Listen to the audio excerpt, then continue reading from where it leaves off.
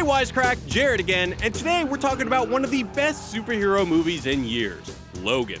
Logan is radically different from other superhero movies, and especially other X-Men movies. That's because, well, it's not really a superhero movie at all. This fresh approach to the franchise puts forward a surprising message about the world's relationship to nature, and even a meta-commentary on the Marvel Cinematic Universe that you might have missed. Welcome to this Wisecrack Edition on the Philosophy of Logan. And you guessed it, spoilers ahead. But first, a quick recap. Logan is the heart-tugging tale of Wolverine, Charles Xavier, and their refugee kid Laura evading cyborg child predators out to weaponize mutancy. It takes place in a future where mutants have become nearly extinct, and Logan drives an Uber to save enough money to escape from the law with Charles. Before we can dive into the philosophy, we have to understand what the movie is. It's a Western, and not just because it's sandy and takes place in, the West. According to sociologist Will Wright in his book Six Guns in Society, the classic Western follows a pretty standard structure. Our hero, often a man from the wild, enters a social group, gets dragged into a conflict to protect his new civilized friends before finally saving the day, and usually becoming a part of this new group. To grasp Logan's Western roots, pay attention to the from the wild part. When I found you, you were pursuing a career as a cage fighter. I gave you a family. Throughout all the X-Men movies, both good and so bad, we're reminded of Wolverine's animal nature. People don't change, Wolverine. You're an animal then, you're an animal now. I just gave you claws. Logan doesn't really find a new group of friends, but finds a family with Laura and Charles, and later with the other Transigen kids. The film makes a point to juxtapose the civilized love of his friends with his innate wild nature. There's Logan's violence, his resilience to pick up Laura in the first place, not available, call a cab, his swearing, the f out of my car. And we even get some distinctly animal-like noises while Logan is sleeping. As an ode to all this, we see Charles and Laura watching a classic Western in their hotel room, Shane. In the film, our gunslinging hero Shane emerges from the wild, makes friends with some homesteaders, and saves them from a cattle baron.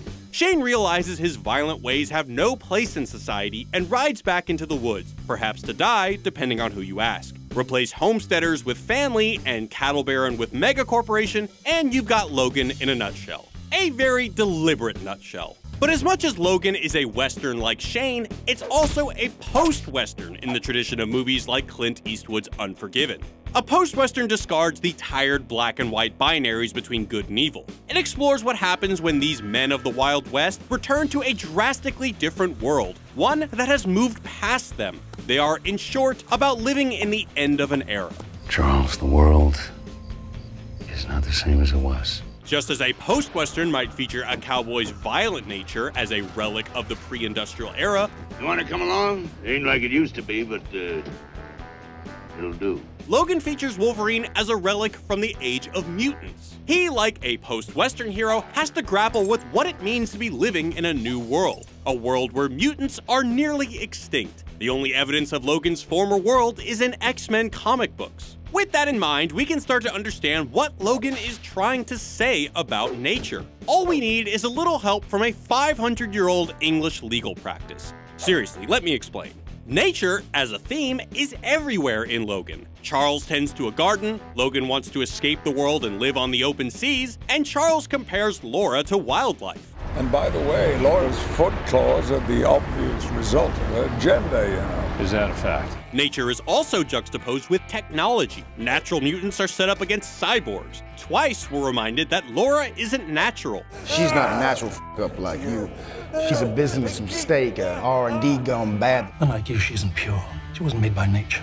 The family farm is pit up against a giant agricultural company pumping corn syrup into our bodies. And Charles laments being pharmaceutically castrated by all the drugs he's taking. I guess you prefer me pharmaceutically castrated, rambling on like a lunatic. And Logan, a natural mutant, is being killed by his artificial adamantium skeleton. There's a specific historical development that embodies this struggle and can teach us a bit about how our world, and Logan's, works. It's called enclosure. Enclosure was an English practice of taking communal land, free for anyone's use, and enclosing enclosing it into private farms, cutting it off from the public. The underlying logic is take something open, unpredictable, imperfect, and uncontrollable, and order it with rules and law to the detriment of the public.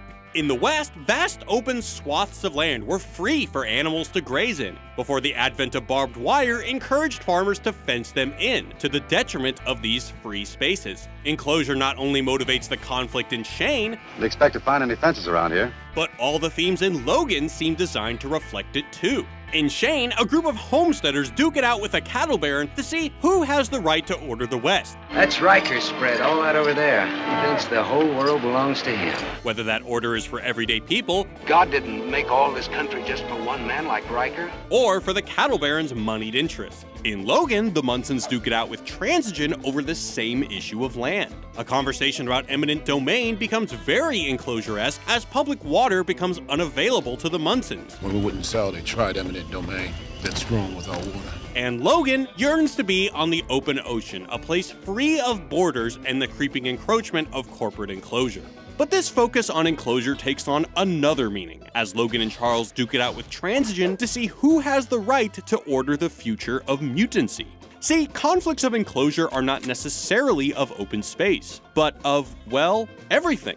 As writer Raul Martinez notes, enclosure has moved beyond territories, extending the reach of markets into every corner of our lives. In what some have dubbed an enclosure of the mind, intellectual property rights are being extended to include facets of life that were once considered uncommodifiable. Algorithms, symbols, words, ideas, seeds, and even human genes. In other words, if Pythagoras were alive today, somebody would have patented his theorems and created some kind of triangle-based startup. Ideas which once freely contributed to society are patents and commodities to be traded. Gene sequences freely available in nature are becoming the intellectual property of pharmaceutical companies. Transigen has turned the genetic information of Wolverine and countless other mutants into patents and R&D projects. They can't have things with patents running around hurting people, can they? It's not just that companies are making a profit off someone else's genes. The core logic of enclosure is turn any semblance of the commons, which is unmanageable and potentially dangerous, and turn it into something manageable.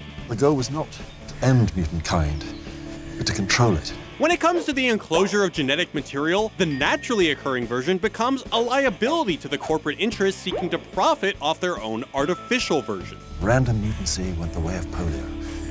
We embarked on our next endeavor. Growing mutants of your own. Precisely. Hence, the Wild West of naturally occurring mutants must end. Just as Shane marks the end of the lawless open land, Logan marks the end of organic mutancy.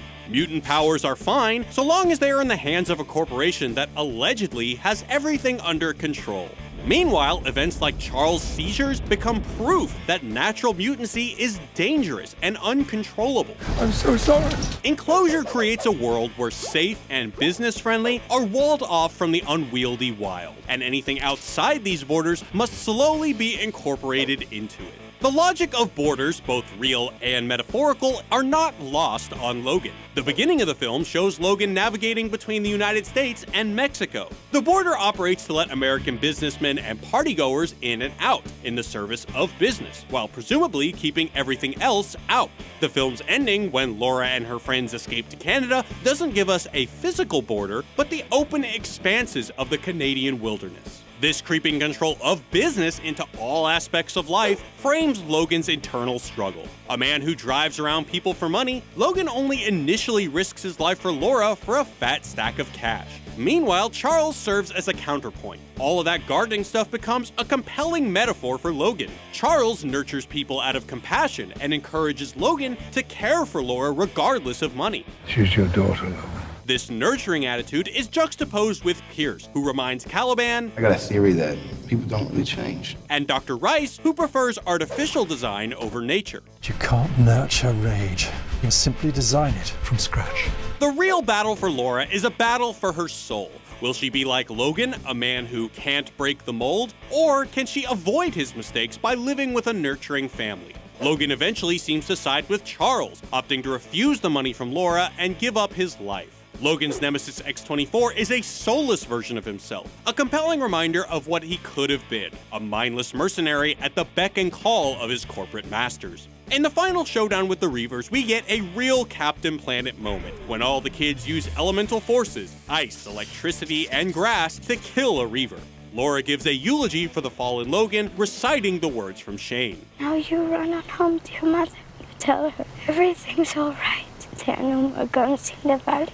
Now you run on home to your mother and tell her everything's all right. There aren't any more guns in the valley. In Shane, these words justify his retreat back into nature. While his violent ways save the homesteaders, they can never exist alongside the town they hope to build, devoid of violence. Shane can't break the mold, and neither can Logan. Man has to be what he is, Joni. Can't break the mold. Can't break the mold. Laura's words remind us that Logan's violence was incompatible with the future Charles had hoped for Laura. But his violence also enabled them to build that better future, free from violence and the interference of people like Transigen. It's the end of an era for the X-Men, and Logan's sacrifice established a new world for his daughter.